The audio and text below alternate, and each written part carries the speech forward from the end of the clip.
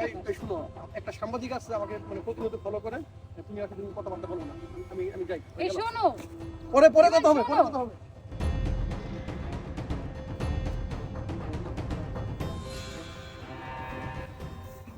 আসসালামু আলাইকুম।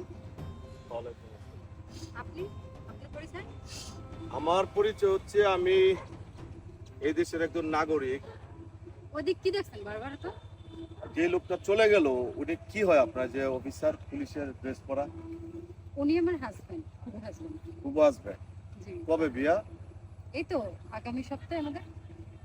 আচ্ছা আচ্ছা আচ্ছা, আমি ওনাকে বেশ কয়েকদিন যাতে ফলো করতেছিলাম।